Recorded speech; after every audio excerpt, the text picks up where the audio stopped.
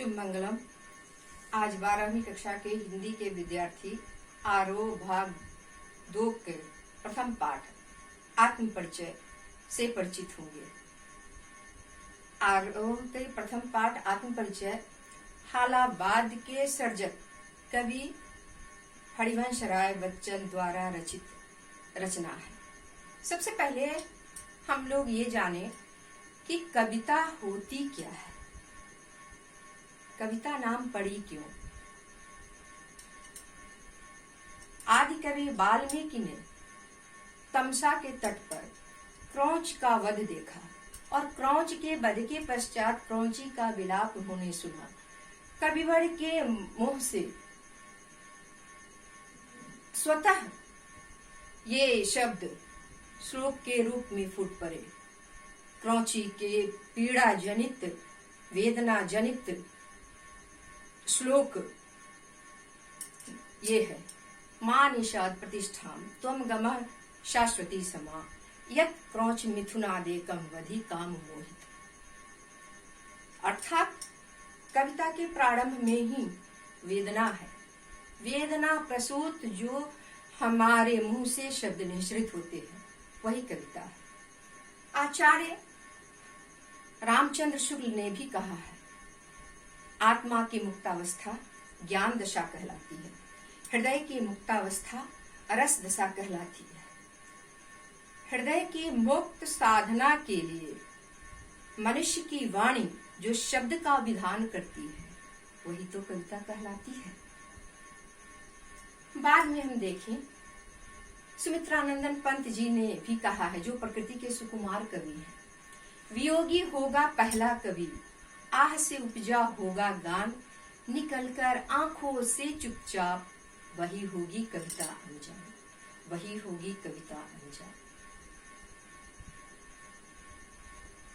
तो मेरे प्रिय विद्यार्थी, कविता का तात्पर्य बता देने से आपको कविता का अर्थ समझने में और उसका प्रयोजन समझने में आपकी आकांक्षा को बल मिलेगा। आपकी आकांक्षा जिज्ञासा को नई दिशा मिलेगी। कविता का अर्थ तो हमने जान लिया। अब हम कविता क्यों पढ़ते हैं, क्या जरूरत है, क्या काम है, क्या प्रयोजन है। तो हमारे शास्त्रकार ने कहा है, निष्प्रयोजन संसार में कुछ नहीं होता। काव्य का क्या प्रयोजन है स्पष्ट उन्होंने किया है। काव्यम यशस्वी अर्थ कृते व्यवहार विदे शिवेतर क्षतये सद्य पर निवृत्तये कांता सम्मितयोपदेश युजे। अर्थात काव्य के पढ़ने से यश की प्राप्ति होती है। अर्थ यानी अर्थ का मतलब तो आप समझते ही हैं, धन। व्यवहार कुशलता प्राप्त होती है और कल्याण का शीघ्र नाश होता है। और हमारी जो सारे विचारधाराएं, सकारात्मक विचारधाराएं हैं, वह पूर्ण होती है। कांता सम्मितयोपदेश हुजे। साहित्य का उपदेश पत्नी के जैसे है। सब कुछ इस ढंग से कहना जिससे कि सारी बातें उसकी इच्छा के अनुसार हो और कोई दुख न हो, सब कुछ प्राप्त हो जाए, सारी उपलब्धि प्राप्त हो जाए। कविवर के को ही देख लीजिए, क्या नहीं उन्हें उपलब्धि हुई। जिस पाठ को हम लोग पढ़ने जा रहे हैं, अवलोकन करने जा रहे हैं, दृष्टिपात करेंगे उन कविता पर, तो आज देखिए कविवर हरिवंश राय बच्चन को भी मैं नमन करती हूँ, क्योंकि उन्होंने साहित्य संपदा को समृद्ध किया है। काव्यम यशस्वी अर्थ कृते, यश की प्राप्ति उन्हें हुई ही। अर्थ आज उनके सुपुत्र जो 21वीं सदी के महामानव कहलाते हैं, उसके मूल में मुझे कहने में तनिक भी संकोच नहीं होगा। उनके महामानव बनने के मूल में उनके पिता की प्रेरणा साहित्य के माध्यम से ही थी। तो आपके सामने है, आपके युग में है। यश की प्राप्ति हुई, अर्थ की प्राप्ति हुई, व्यवहार कुशलता, निर्विवाद रूप से वो सत्य है, व्यवहार कुशल है। और बाकी सब अर्थ आप समझ लीजिए, सारे कल्याणकारी तत्वों से दूर रखते हैं। कविता में इतनी सामर्थ्य है। और तभी तो कवि को ब्रह्मा के समकक्ष कहा गया है। कबीर मनीषी परिभू स्वयंभू। तो हालाबाद के सर्जक संस्थापक कविवर बच्चन जी ने, जिनकी मधुशाला से कौन कवि अपरिचित है।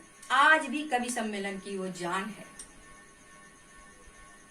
मधुशाला के कवि ने क्या कहा है, भावुकता अंगूर लता की सींच कल्पना की हाला, कवि बनकर है साकी आया लेकर कविता का प्याला।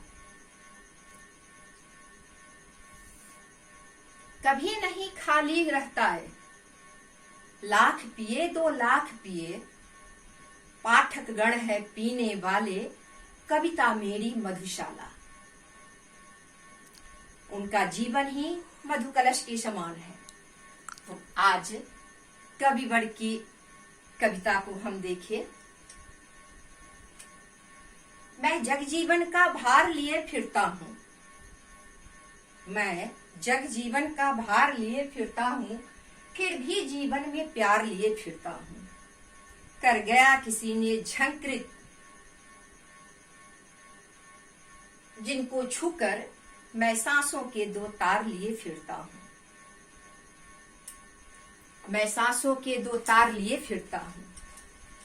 मैं स्नेह सुरा का पान किया करता हूँ, मैं कभी न जग का ध्यान किया करता हूँ। मैं स्नेह सुरा का पान किया करता हूँ, मैं कभी न जग का ध्यान किया करता हूँ। जग पूछ रहा उनको जो जग का गाते, मैं अपने मन का गान किया करता हूँ। मैं अपने मन का गान किया करता हूँ। मैं निज उड़ के उद्गार लिए फिरता हूँ, मैं निज उड़ के उपहार लिए फिरता हूँ। है यह अपूर्ण संसार मुझे न भाता, मैं सपनों का संसार लिए फिरता हूँ, मैं सपनों का संसार लिए फिरता हूँ।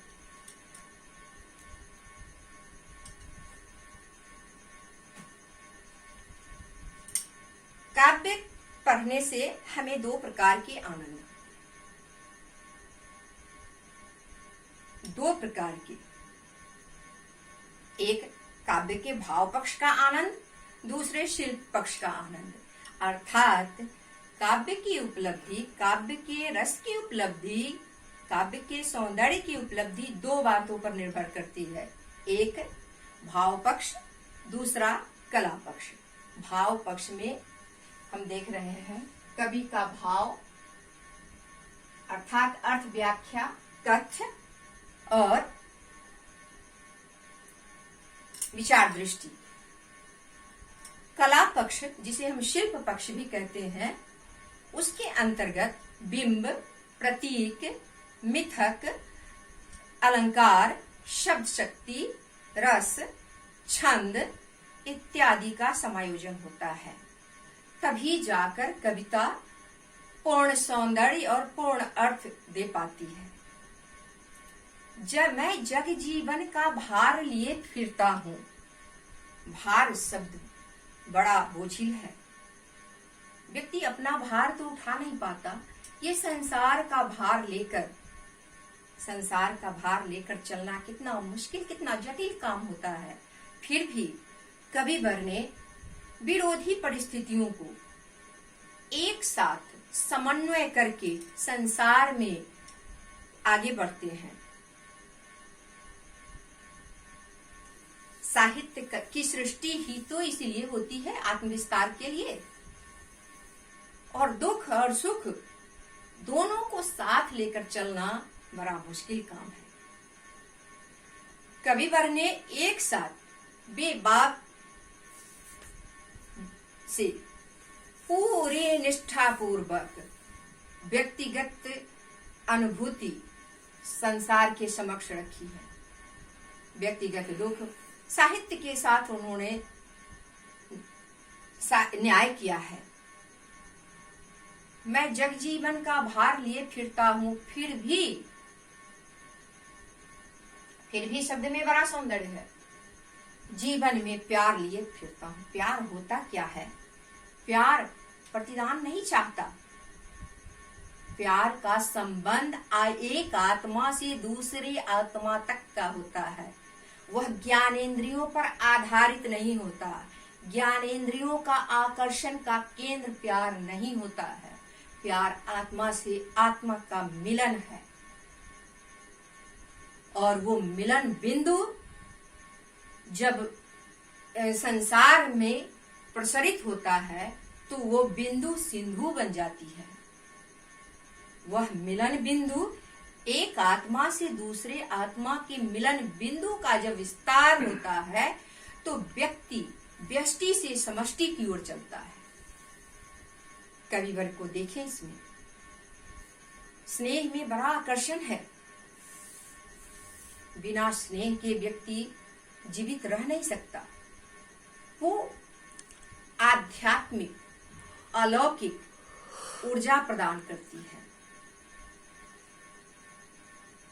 कर दिया किसी ने झंकृत जिनको छूकर मैं सांसों के 2 तार लिए फिरता हूं।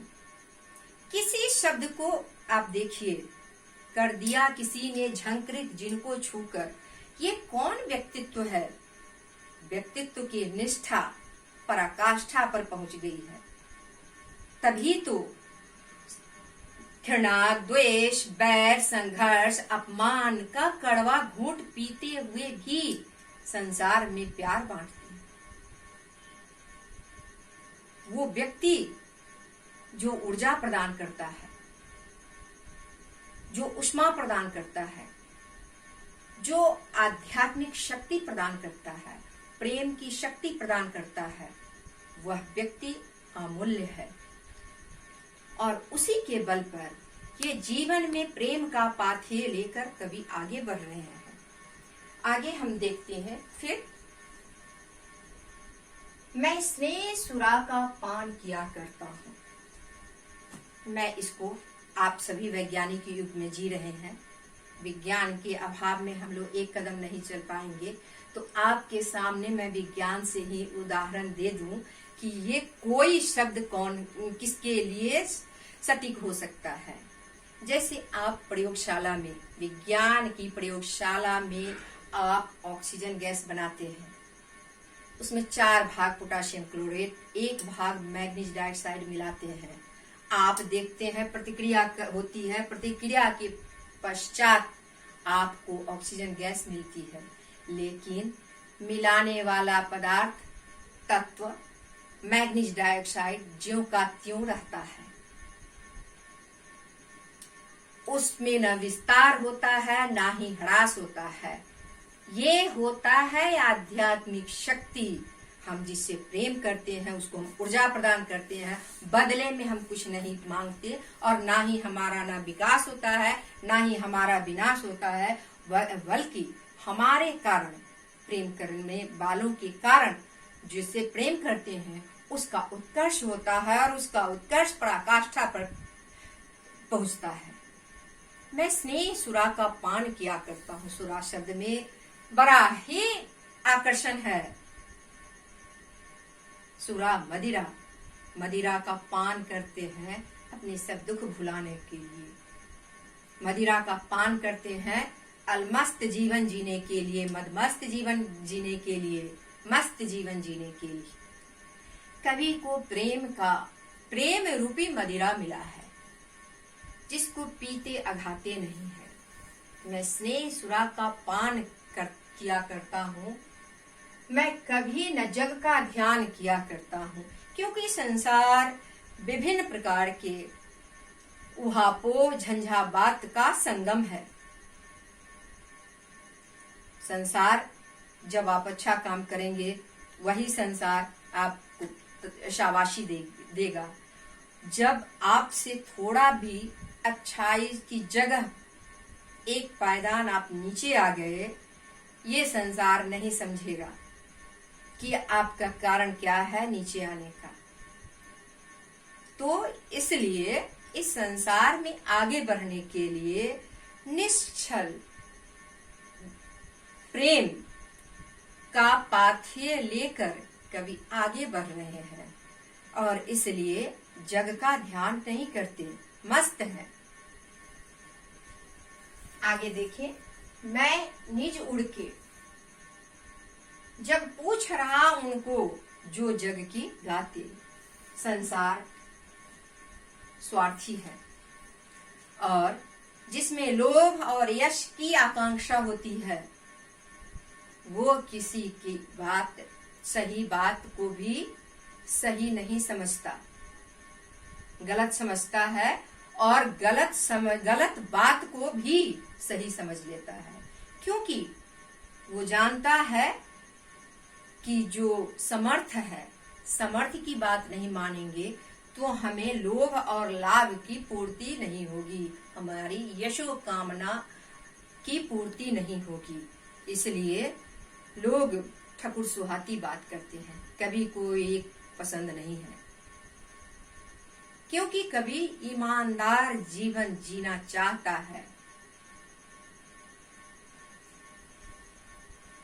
मैं अपने मन का गान किया करता हूँ, यानी अपनी अंतरात्मा की आवाज कभी सुनते हैं और अपनी अंतरात्मा की आवाज सुनकर ही आगे बढ़ते हैं, वही उनका मार्ग प्रशस्त करता है।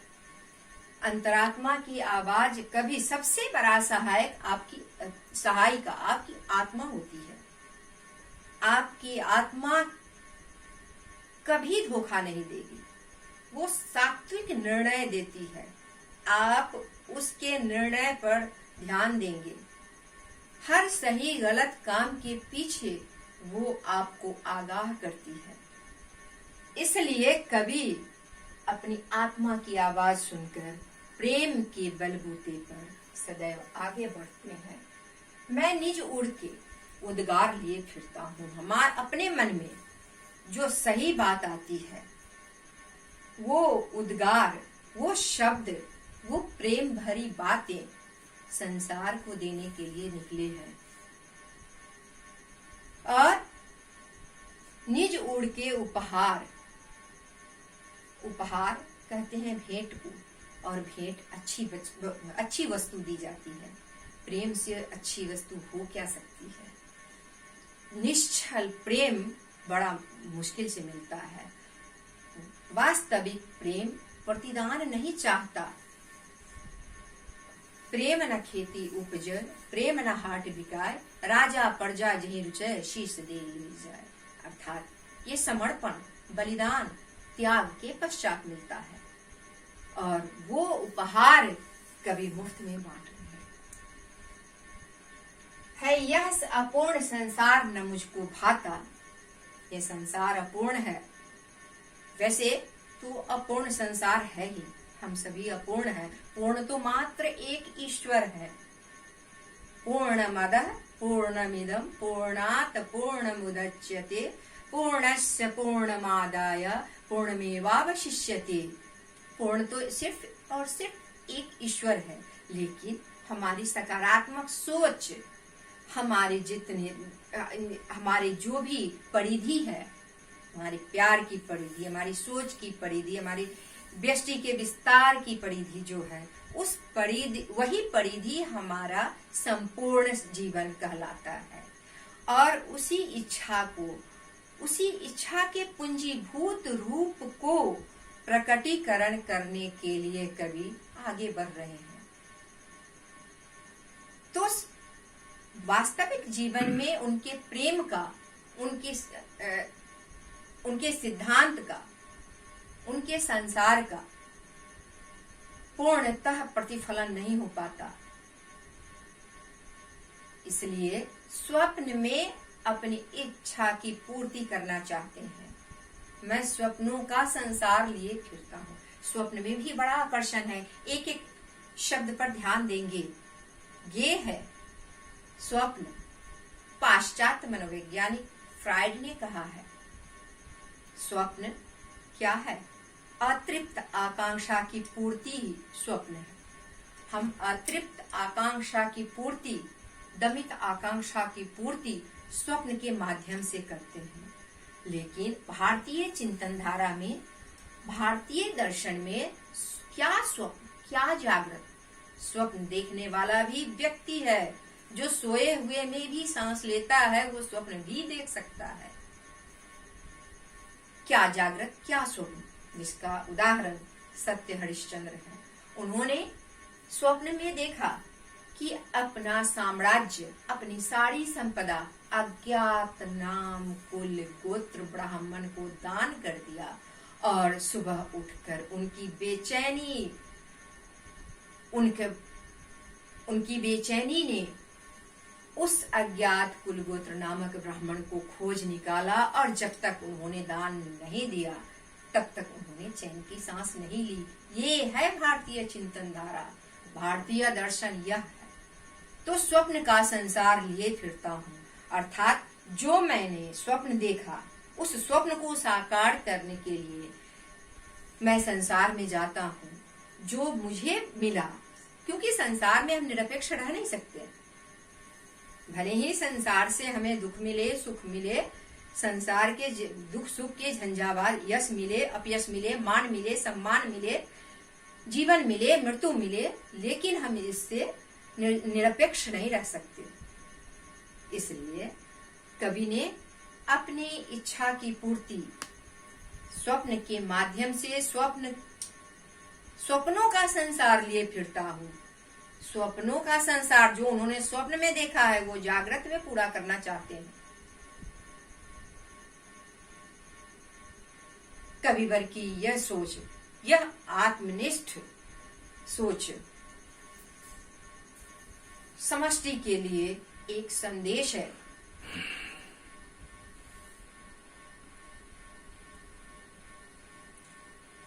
छायावादी कवि प्रसाद जी को देखे, उन्हें भी संसार से कुछ शिकायतें थी। उन्होंने कहा, ले चल वहां बुलावा देकर मेरे नाविक धीरे धीरे, जिस निर्जन में सागर गहरी, अंबर के कानों, जिस निर्जन में सागर लहरी, अंबर के कानों तक गहरी, निश्चल प्रेम कथा कहती हो, तज कोलाहल की अबीरी। लेकिन उन्होंने एकांत में जाने की बात की है। लेकिन कविवर हरवंश राय बच्चन जी एकांत में जाने की बात नहीं कहते हैं। सारे दुख सुख को झेलते हुए बड़ी जिजीविषा है, बड़ी ही उत्कट अभिलाषा